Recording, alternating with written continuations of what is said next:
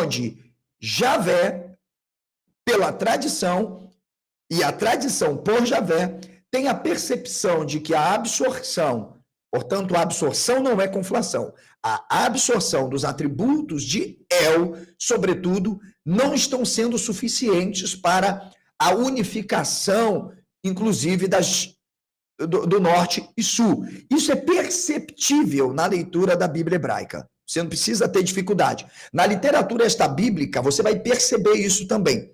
Então, por que demorou tanto a unificação? Porque os textos que nós temos são tão posteriores e que já começam a mostrar a cara de um Javé. Então, é perceptível, a partir de uma análise interna que nós fazemos, intertextual, combinando uma leitura profunda dos estilos literários, né, que esse Deus vai se estabelecer a partir do pacto, do que se chama Habrit, aliança. E a partir daí, sim, que ele começa a ter o status de Deus exclusivo, único e, de alguma forma, ser aceito até pelo norte. Peraí, professor, mas tem um problema. Eu vou trazer uma nomenclatura jamais lida na literatura acadêmica, que é Javel. Por que eu vou trazer justamente esse conceito que eu vou desenvolver até o final da minha tese? É que Javé se apresenta no contexto do Levante, onde tudo isso está acontecendo, como um outsider. E aqui, portanto, eu parto da perspectiva do Oswaldo Luiz Ribeiro. Na sua tese e em outros artigos, ele vislumbra, com base também em uma vasta literatura acadêmica, que esse Javé, ele é um intruso. Ele vem de um lado totalmente distinto, de uma região distinta, portanto, ele não. Santino Oliveira, olha o Adriano aí, grande Adriano, parceirão também. Muito obrigado, Adriano. Compartilhe aí, tá, pessoal? Compartilhe. Mas não está escrito que Moisés viu Javé como um dragão. Eu não sei se o seu Laje foi o mesmo que trouxe isso essa semana, trouxeram isso aqui para mim. Não esquece, gente. Não tem absolutamente nada associado a figura de Javé como dragão, ok? Pelo contrário, a tradição jamais iria associá-lo a uma figura que lá em Babilônia está atrelada a um arqui-inimigo, inclusive, de Marduk, que é o Leviatã. Então, inclusive, é símbolo totalmente contrário de poder. É a grande serpente, é o grande dragão. Não, aí é uma interpretação forçada, tá entendendo? Por favor, mas a gente depois pode trabalhar isso melhor. Vou pedir, compartilhe, sente o dedo no like, ajude, a maré não tá para peixe, ok? Eu já expliquei. Aqui a gente leva o trabalho de forma autônoma, independente, com responsabilidade. Se a gente estivesse aqui promovendo entretenimento, pegando um bando de idiotas e colocando numa sala para ficar discutindo se Deus existe, Deus não existe, se a Bíblia é sem qualquer qualificação, a gente teria 200, 300 pessoas na live. Mas eu deixei esse ridículo ano passado, e aí a gente está indo com passos de tartarugas para 30 mil inscritos, com muita responsabilidade. Beleza? Então vamos lá, vamos entender esse ponto aí importante. Olha aí, ó. Um dos pontos centrais da hipótese que levantamos em nossa pesquisa parte de um aspecto decisivo da formação teológica israelita. Qual é esse aspecto, professor? Então, eu vou enfatizar muito isso. Por quê? Porque eu estou levantando uma hipótese e eu preciso sustentá-la. Assim como outros autores partiram de uma síntese e construíram uma hipótese e defenderam uma determinada... Pode comprar qualquer livro que você comprar lá, você ganha cashback, crédito e se torna um afiliado. Você pode preencher lá os dados. Qualquer indicação que você fizer de cursos e livros meus, você vai ganhar uma comissão que já está lá especificada. Então, se você não pode comprar um curso, indique, não pode comprar um livro, ajude como você entender, inclusive divulgando o trabalho, tá bom? Então, não, senhor, o José Guaí falou que não tem dúvida.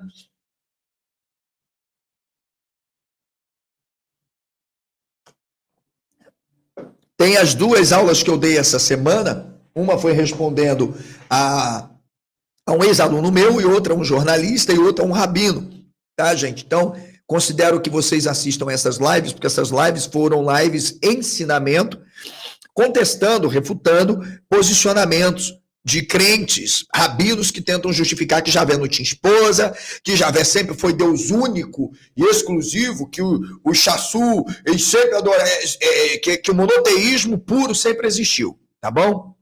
Beleza? Então, já que não tem ninguém, vamos continuar aqui. Ok. Deu para ter essa visão, né? Então, primeiro, você já percebeu que nós temos um cenário. E esse cenário está muito claro. É um cenário onde Javé, ele luta por assumir um papel estratégico. Só que está difícil ele assumir esse papel estratégico no decorrer da história. Porque o contexto em que esse grupo se insere é um contexto politeísta, onde, mesmo havendo adoração a outros deuses, tem também um Deus superior. Então, existe aquele ditado, se não pode com teu inimigo, se una a quem? Ao teu inimigo menos poderoso. Porque o cara é Baal, não é El. O Deus popular, adorado em todo um contexto, por inclusive parte de Israel e também do sul, é Baal. Você vai ver que na Bíblia hebraica, observe que é bem posterior a tudo isso, não tem um confronto nunca de Javé com Baal. Com El, e somente com Baal. Eu vou falar isso durante todo o meu trabalho. Parece que o Baal está apagado do contexto, que El está apagado do contexto de que ele é um Deus e Javé reconhece. Então é melhor haver uma unificação para dizer que é Deus único do que admitir que não tem, ou seja, que existem outros deuses. Entende? E é por isso que o próprio Javé, ele confirma que existem outros deuses. E tem gente que ainda chama de Deus único. Ele é único como? Ele é único e exclusivo para aquele povo. Mas o mundo é o mundo dos deuses, pelo menos no contexto dos heróis. Que ele vai dizer, ok? Então, a gente vê que existe todo esse contexto onde dois deuses contraditórios vão se unindo por meio de absorção simbólica e teológica. E com essa união vai se apagando gradativamente essas distinções entre eles. E este é o processo.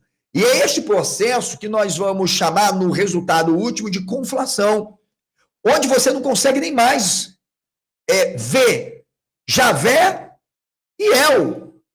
Você vê Javel. Tá entendendo? Então você tem uma oposição direta ao que nós chamamos de, eu vou chamar isso de complexo devocional balaísta. Não tem outra coisa, eu desafio qualquer autor. Eu li vários. Você tem um ódio absurdo desses grupos contra Baal. Por quê? É simples. Baal, o deus da tempestade, da fertilidade, esse Deus, essa figura, Baal é senhor, tá, gente? Baal é senhor. Ele era tido como um líder poderoso, né? Dentro da dimensão, porque eu defendo um conceito de transsignificação e, portanto, não existem deuses. Os homens eram em que eram divinizados. Inclusive, eu fiz o Black Friday da minha série de estudos aprofundados da Bíblia em 6 volumes, de 420 por 300, que está a base da minha tese. Não, não e não. Então, o diálogo, a mudança, ela é tardia. Somente após o exílio é que ele se constituirá o Senhor da aliança, estando agora dentro de uma dimensão pactual para proteger justamente tanto o sul quanto o norte, ou seja, Judá e Israel. Então a aliança, ela só foi possível quando Javé, ok, que já é El, quando Javé, que já é El, ok, se constitui. E aí você tem esse monoteísmo que vai se locupletar quando El não aparece de forma múltipla. Ou seja, quando Asherá desaparece, mas não do povo, mas da escrita teológica, porque é um banimento dela. E aí você tem o que a gente pode chamar de fissura histórica. O que é a fissura histórica? É justamente aquele resquício que é deixado, uma sangria clara pela tradição. Javé é único porque absorveu El e destronou Baal. Não tem outra. Então essa é a chave hermenêutica que eu defendo, que organiza o corpus textual da Bíblia hebraica, que permite compreender o que nós chamamos de farsa teológica da unicidade absoluta. Entende? Não um Deus único por natureza, mas um único por vitória ideológica. Tá entendendo? Então, eu, ao invés de passar tempo repetindo autores epistemologicamente que fomentaram e se debruçaram repetindo hipóteses, eu fui analisar os textos e fazer exegese da documentação, dialogando com isso, para que a gente pudesse, então, entender. E aí, nós temos convergências sincréticas. Eu vou chamar de modelos de convergência, ok? Primeiro, a gente vai entender o seguinte. Partes de Israel adotaram práticas e epítetos cananeus. Onde você vai ler isso? Sabe não? No livro que eu escrevi em 2015, ok? Só publiquei em 2020, chamado Nos Passos de Efraim. Tem alguém aí me assistindo que tem esse livro em mão? Tem? Ou seja, antes de eu estar aqui com esse canal, abordando sobre isso, no meu livro, Nos Passos de Efraim, eu trabalhei o desenvolvimento semântico, semiótico, filológico dessa dimensão estrutural do discurso ali. Trabalhando o conceito de ato e modalidade em grammars. Então, para que tá feio. Tá feio, menino, tá feio. Então, primeiro, nós temos partes de Israel que vão adotar essas práticas e epítetos cananeus. Elites religiosas, políticas, vão promover a fusão de identidades divinas apenas para legitimar a unidade política e ideológica. Aí você tem obras, projetos magníficos do doutor Mark Smith, do John Day, que eu trago, que eu trago também, que vai falar esses processos, eles procuram dialogar sobre isso, onde Javé absorve atributos, epítetos e funções de El, inclusive a soberania cósmica, que era importante, porque sem isso não dava, né, menino? Não dava. E aí ele precisa se tornar o Deus Supremo e haver a chamada reconciliação tardia, porque o negócio estava feio. O outro ponto que eu trabalho nessa fissura é a chamada editorialização monoteizante. Por quê? Porque você tem uma redação teológica polemizante. O Esdra, quando ele vai para Jerusalém e começa ali o projeto de construção do templo, que não é o segundo, é o primeiro templo que está construindo, porque até um mito de um primeiro templo eles inventaram, porque o primeiro é o segundo. Então você tem redatores, gente, preocupados com essa exclusividade do culto. Então, surgem ali as críticas proféticas, tá? De Baal, a Baal, né? A Asherá. E o papel de reescreverem a história fica a par dos sacerdotes, que são sacerdotes e profetas ao mesmo tempo. Vai aparecer um tal de Amós lá, que para poder ter supremacia e enganar um bando de gente boba, ele vai dizer, eu não recebi o ministério profético por sucessão, não. Eu recebi porque foi Javé que me chamou. Foi Javé que me chamou. Eu não era filho de profeta, não pedi para ser profeta. O cara que um discurso, sabe? E ele está preocupado com o norte. Ele é o profeta dos direitos humanos, mas o norte está bem. Ele está dizendo que o norte está mal. Ele quer atribuir uma coisa que não tem. O cara... Ele trabalha, inclusive eu tenho um curso exclusivo, tá, gente, lá no meu site, na minha loja, que intitulado Os Profetas da Elite, onde eu trabalho Oséias e Amós.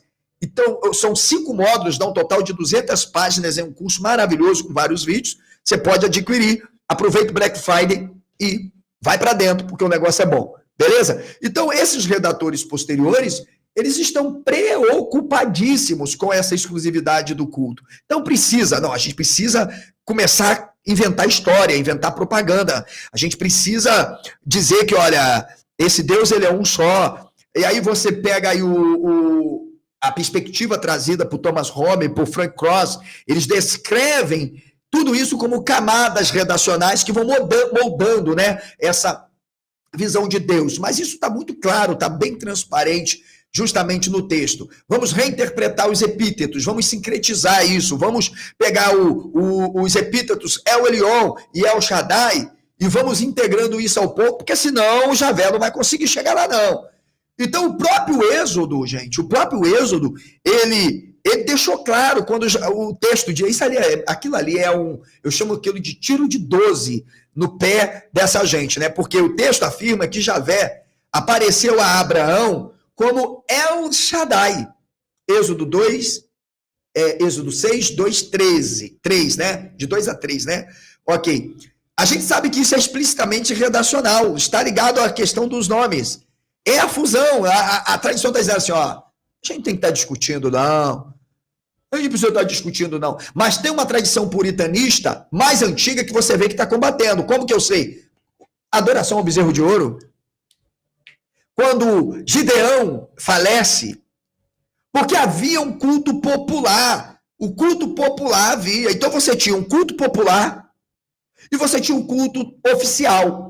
Ou seja, duas esferas ideológicas retroprojetada, estruturada, literalmente destinada. Aí você que está aí me assistindo, eu sei que você está aí me assistindo, você aprende pra caralho, né?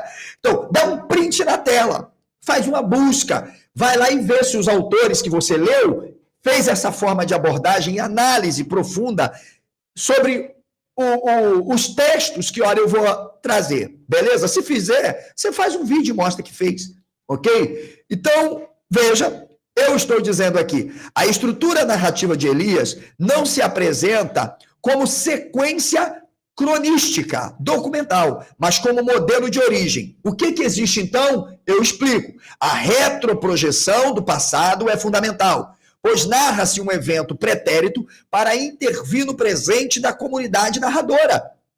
Como disse Marcel Detienne, que eu vou citar depois, o mito tem por objetivo não mudar o passado e nem contar diretamente o passado, mas intervir no presente. O mito, ele quer mudar o presente, ok? E aí, assim como o Carmelo não é um registro factual, mas dramatização ritual dos conflitos religiosos entre javistas e balaístas no período pós-exílico, ok? E aí, pessoal, vejam que eu vou explicar aqui, ó, execução de 450 profetas de Baal, 400 profetas de Ashirá, mas cadê os profetas de El?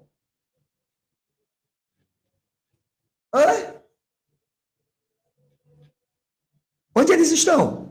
Eles estão integrados? Não, porque haviam a individualidade e a adoração exclusiva ao El. Tem comprometimento moral, ético, sobretudo, e competência para escrever e não ficar repetindo o que outros escreveram, então o trabalho vira um trabalho comunal. É isso que a gente faz aqui, ok? Então, como eu disse, eu não escrevi gibi, eu escrevi um livro. Estou falando do que fizeram com a Bíblia. E quem quiser adquirir, aproveite, porque está no Black Friday, tem desconto, mais cashback, você vai receber na sua casa com o frete. Tudo bem? É apenas isso, ok? Um abraço e, como eu disse, né? Nem melhor e nem pior. Simplesmente eu.